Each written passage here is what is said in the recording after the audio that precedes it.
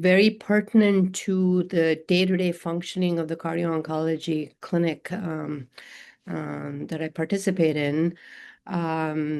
So generally, I think recognizing, and this is actually from a very prominent oncologist who mentions this, is yes, we can give all the chemotherapy, but we know that we're inducing heart failure in cancer patients, and thank God for cardio-oncologists who can take care of them.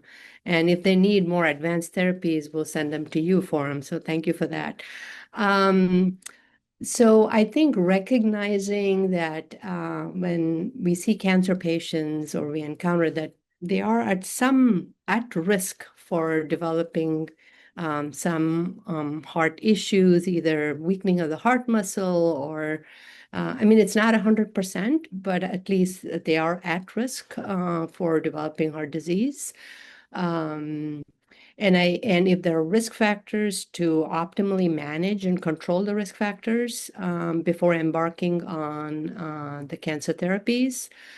Um, and most of the oncologists are familiar with referring patients for optimization of the cardiovascular status prior to cancer therapies. So I think we've come a long ways, I would say.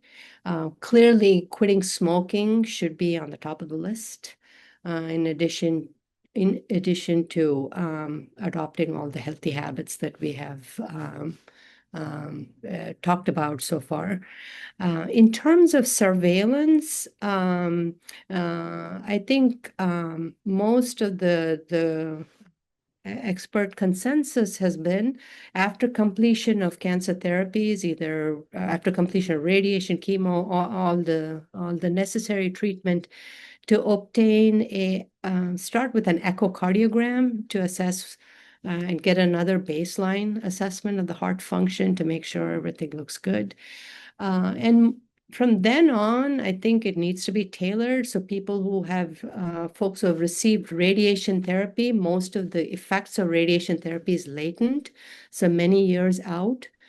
10, 15 years out. So I think being cognizant of that and recommending appropriate surveillance, I would start with an EKG and assessment of cardiovascular exam. You can start with the primary care physician, make sure blood pressure is well controlled, there's no diabetes, the cholesterol numbers are well controlled. And an ultrasound about 10 years out from radiation therapy, I think would be a good start. There isn't a clear consensus on if we should do stress tests in patients who have had radiation therapy. I think, as I mentioned, the current day radiation therapy techniques are different than the ones from the past that have shown a very high risk of heart disease.